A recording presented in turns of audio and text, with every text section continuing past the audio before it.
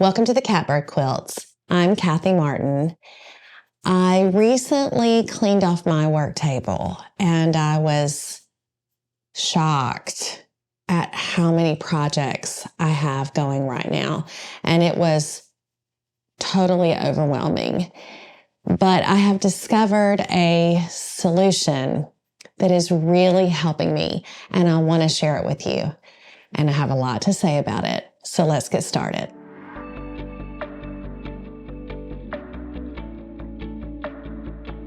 I have a lot of whips. I have a lot of whips. And honestly, I knew I had a lot of projects, but I didn't know how many projects I had going until my friend Jennifer was coming, and I wanted to make space on my work table for her to sit with me while we were talking about quilts. And so I started moving things off of my work table and realized I have a lot of works in progress. I have a lot of whips right now. And I have really been struggling with it lately. Just all these thoughts because there are so many projects that I'm in. And we have a friend who calls that holding space. And when I heard that phrase, it was just like, yes, I have a lot of things circling in my mind. They're holding space. And when you have a lot of things holding space in your head, and most of us do, especially those of us that are part-time quilters and full-time workers, it's easy to get overwhelmed and paralyzed in moving forward. And I know that mentally, but I really didn't know how to move forward. I just was walking around feeling overwhelmed all the time. So I had to clean off the work table. And when I did, I realized that I have so many projects that I needed to organize them in some way so that when I went to go back and work on them, it wasn't just a big jumbled up mess. So before I give you some of my solutions, I wanted to walk you through the whips that I have right now. And don't freak out. Don't freak out. I have, for quilts, I have my 9-patch trip around the world. I have the eyelet lace Christmas quilt. Don't ask about that one. I have the navy blocks that are going to become a quilt. I have a new secret one that I can't tell you about yet, but I will tell you, this is like a sneak peek. It has red and beige linen. So excited. I have another secret one that is soon to be on the channel. So you don't have to wait long for that one.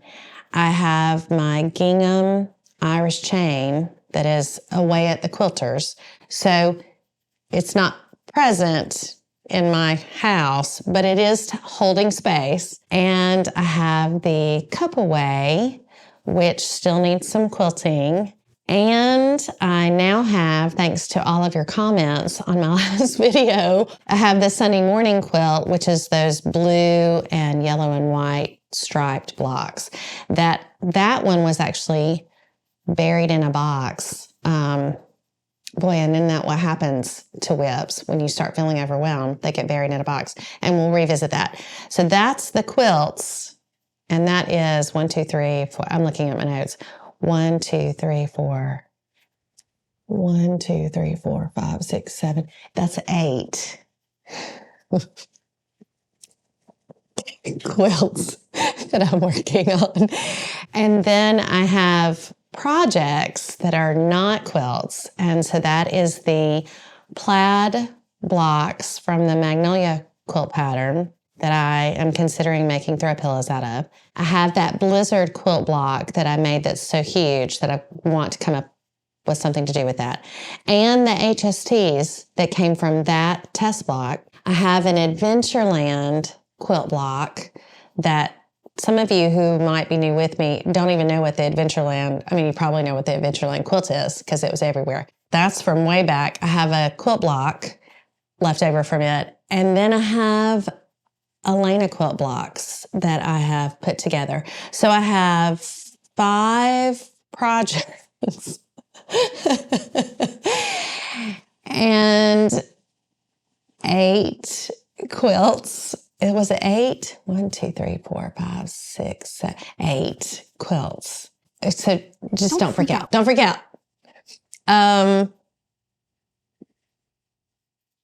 Yeah, I'm freaking out a little bit.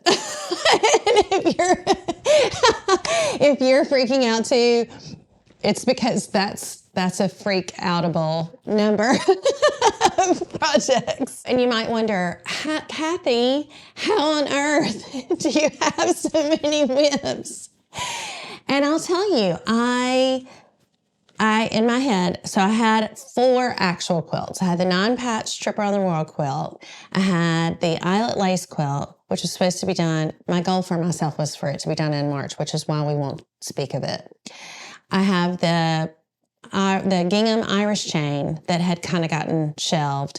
And then I have that baby cut-away quilt. And I don't love quilting. I love piecing. And so I'll work a little bit on it and then put it away. The rest, the way this happens is I'll have an idea for a video and then I have to make something with this idea so that I can show you, i.e. the plaid quilt blocks that were from the Magnolia quilt pattern. And then now I have 4 blocks. And then I'll get a huge swath of red linen from a friend in Tennessee. And I get inspired, y'all. Then I need to see, okay, is my idea for this, is it going to work? And so I'll make a little piece or I make a lot of piece. And then that becomes a thing. And then, I made that navy block for the video on the Great Quilt Patterns, which it is Quilty Stars by Quilty Love. I mean, it's the best block. And so I made that navy thinking, what would this look like with a navy background? And adored it so much that it became a project. And so I just kind of go where the inspiration is. And then the next thing I know, I have 13 projects that I'm working on. And I was feeling really bad about that actually last week, like really actually kind of down on myself. Like I need to finish something, and I do. But I've decided instead of beating myself up and trying to in some way make these go away, that I'll organize them instead. And it wasn't really as much of a conscious thought as that, but it was too much, taking up too much space of the same space because it's all quilting. When I went to get my sewing machine, my domestic sewing machine out, thinking that Jennifer might want to sew with me, and I had cleared off the work table, I discovered this laundry basket in my daughter's room, the one that is off away at college, and it has wheels on it, so it's very easily movable. And I don't know, I just kind of had this spark of inspiration. Now, I want to tell you, there are so many wonderful videos out there on how to manage your whips. Tiny Orchard Quilts has a great one. And she talks about, she puts each project in a little, like a Rubbermaid tote or a plastic tote. And I love that. It's such a great idea. And if you watch Last Homely House, you know that Kate has those green IKEA buckets that slide into it's like a shelf system. You'll see her pull out one and then she'll pull out another one. So she has a ton of those. And Karen Brown is like queen of organization. So she has a whole organization thing. And then there are lots of quilters that I see on Instagram that have a whole bookshelf that's kind of available as space. And I don't actually have that. And in fact, you might think that my sewing room is really big. That is the magic of wide angle camera lenses. It's actually not that big. And I currently don't have any shelves off camera. And that's why I say I have projects on every flat surface. Now you understand why, because I have so many. I needed to organize, and I needed to organize quickly. And I could have run to Target and bought a bunch of totes, but I didn't really want to do that because we are going to make some changes to my sewing area, which is just directly off of my kitchen, by the way. But I still needed to organize. And so I guess this is me saying, if you are like me and you have a full-time job and you're a part-time quilter, or even if you're a full-time quilter and you don't have a really big space, or you don't have a really nice shelf system, or you don't want to go drop however much money on totes to put your projects in, this is one of the solutions. So had this basket, and I started pulling things off of the work table, and I realized, well, this actually doesn't take up that much space. So for example, this is the yardage for the navy blocks. I started off with navy shirts and realized very quickly that it's a lot of background, and it's not that I can't find navy shirts, but they just may not be the same kind of blue. And just if you need a reminder, this is what the navy blocks look like. Oh, I'm in love with these blocks, truly. So that is that. But I had a bunch of shirts that are broken down that I think I want to use in them. So I just folded these up with my yardage, and then I got out a Ziploc bag, and I wrote on here with a Sharpie, navy blocks. And so I had fabric everywhere. And so I just pulled together all of the fabrics that I'm considering and probably, definitely, possibly, maybe going to use. So I have another gray block that I want to make, and I've got that fun pineapple print. And then I have the blue with the red. You may remember I talked about that. And so I basically just cordoned off my loose cuts of fabrics that I'm considering, put it in a Ziploc with the label that I made. I will reuse these, by the way, when and if I ever finish this one. And so, ta-da, project. And put it in the basket. Here is a sneak peeky. I'm not going to show you I want to show you the blocks so bad. But I know if I show you the block, then in about a month, somebody's going to say, what's that going on with the red linen? And then I'll put pressure on myself to finish it. And this one may be a long way away. So here's the red linen. And I don't want to show you the other beige linen because it's a whole thing. So, and actually when Jennifer was here, we were talking about projects, and I was showing her what I'm going to be working on. And she said, oh, that's a lot of work. And I said, yeah, I might be crazy on this one. And she said, that one is probably adding unnecessary pressure. And I think you should bag it up. And I almost cried, actually. I just needed someone to give me permission to bag it up. And when she said bag it up, I thought about that song, No Diggity. You gotta bag it up, bag it up. I did. I mean, all of these are in Ziploc bags, but I'm bagging it up and putting it in the bottom of this tote, this rolling laundry basket. I have the Magnolia Quilt blocks. Let me find them. Actually, oh yeah, I combined that. So Magnolia Quilt block, Purple Plaid, Blizzard Quilt blocks. These are ones that's in the project category. So I have all my HSTs from the video that I did recently. And I don't know if you remember this. I have showed this block so many times because I think it is so beautiful. And it's such a great quilt pattern, but I don't have a plan for a purple quilt or anything like it. So I thought, well, I'm going to make throw pillows out of that. So instead of leaving that loose or really putting it in the bottom of a drawer, and then here's that other big block, I just put it in a Ziploc, and I wrote Magnolia block and Blizzard quilt blocks and HSTs. And so this is not a priority for me right now.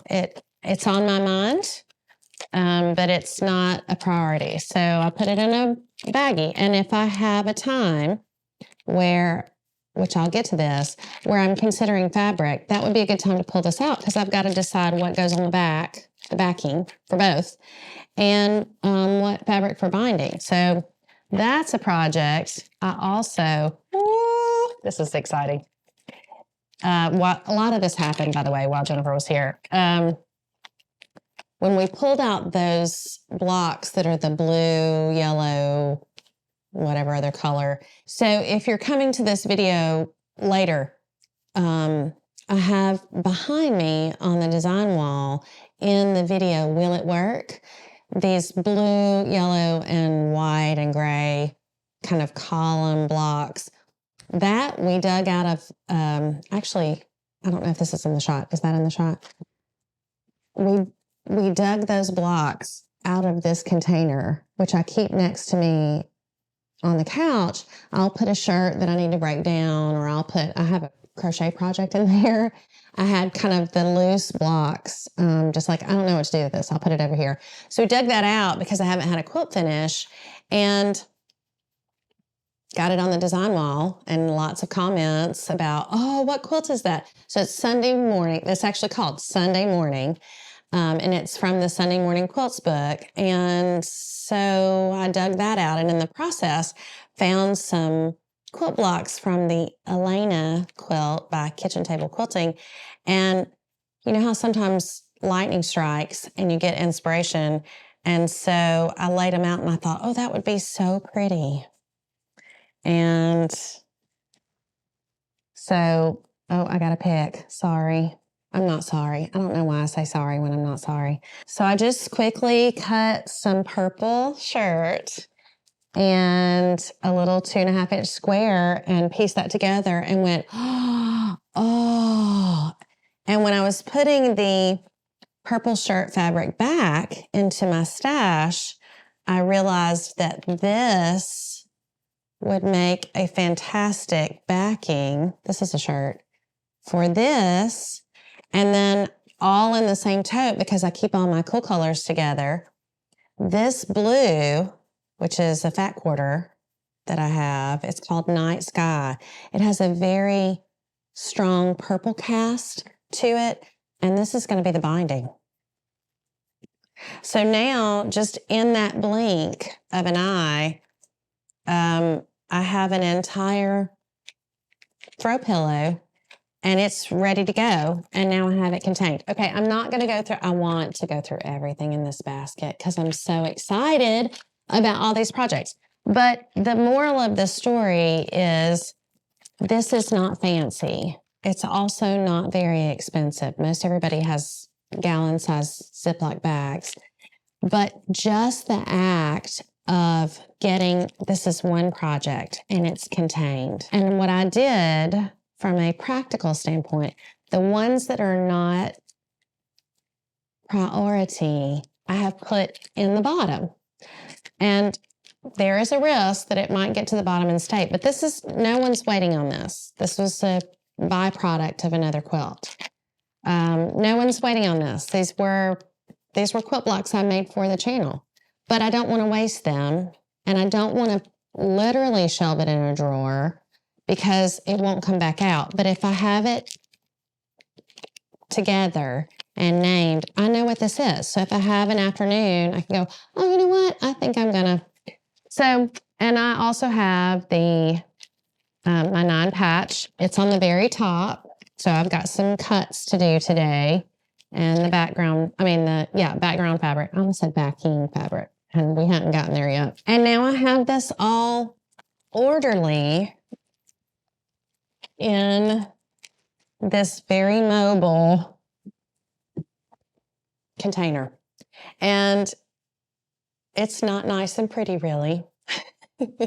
So it's not something that's going to be in an Instagram shot, but it works for me. And it is mobile as I am. So when I'm sitting on the living room floor and I need to cut fabric, I have it together. This is an external choice that helped me have internal order. and eliminated some of that feeling of overwhelming, because all of this was stacked up on top of each other, loose. Oh, so stressful.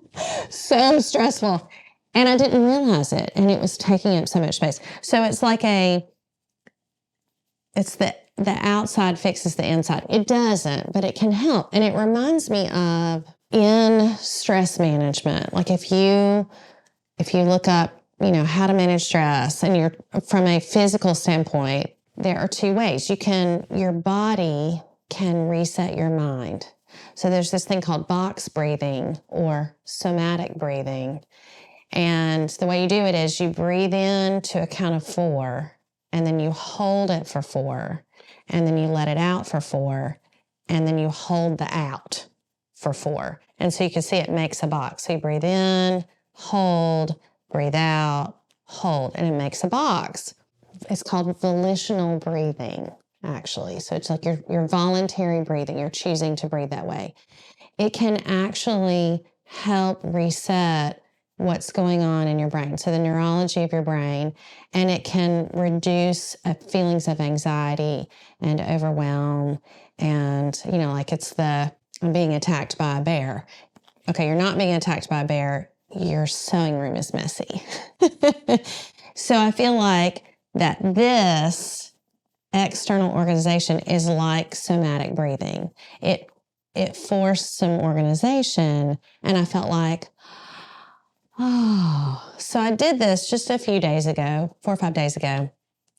Immediately felt better about all of my projects, which, by the way, I really was trying to just pretend like I didn't have that many whips and kind of resisting, like, no, I don't have all these projects. And I kind of made a mental shift the other day, like, this is where I am in my life right now. I have all these whips for whatever the reason, whether it's for the channel, whether it's for my own hobby, whether it's I got some great fabric and got inspired. And instead of trying to make myself not have these projects, better now for me is to, I have all these projects. Doesn't mean I have to do them all every day, every week, every anything. And having them bagged up, in this case, like literally bag it up, has created some space. So I'm not holding as much space.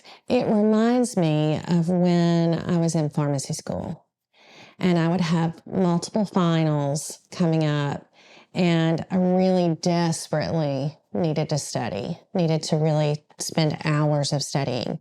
And I would have carved out this time. You're like, okay, I'm going to come home from school and I'm going to study. And I would come home from school and clean my apartment. And, that is its own procrastination for sure.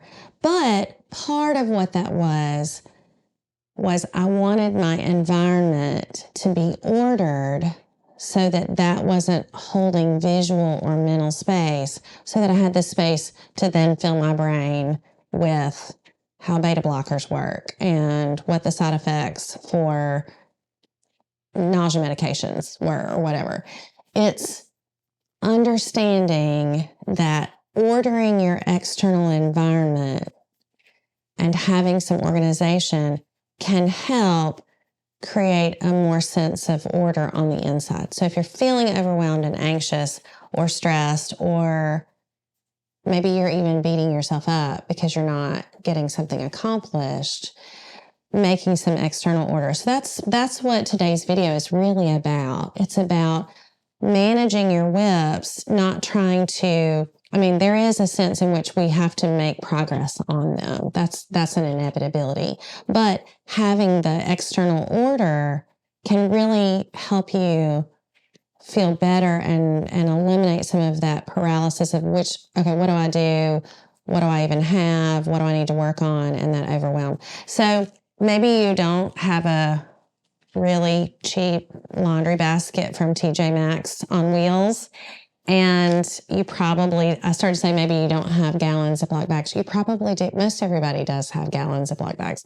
Maybe it's something else. Maybe it's, empty Target bags or grocery bags or whatever. But I just want to tell you, how helpful it has been just to see what I have and group it together in such a way that it feels more manageable now. I don't feel as stressed about it. And if you don't have the big sewing room with the shelves or the totes from IKEA or whatever, say you're working on your dining room table, this for me has been very freeing because there's order where there was chaos. As I have said before, I have yet to go get that tattoo, the one that says order is joy. It's probably coming. I may be too old to be going and getting a tattoo now. And then there's the where would I put it? But if you have a chaotic sewing room, please do not hear this as judgment. But for those of us that do have a sense of get kind of overwhelmed or have decision fatigue or get paralyzed in what to do with our whips, this has helped me, and maybe it will help you too. As usual, I have so much to say about this. My original intention was that we were going to talk about external order and then internal order, and I've realized that that might be a little burdening from time for you. So we're going to do a second video and talk about internal ordering and how that can help you manage your whips as well. So after this video, it won't be today, it'll be later, maybe follow up next week, but we'll have another video where we talk about, and by we, I mean me and the mouse in my pocket, talking about how you think about your projects and how that can help you manage your whips as well. So thanks for being with me today. I'm Kathy Martin. This is the Catbird Quilts. Thanks for watching.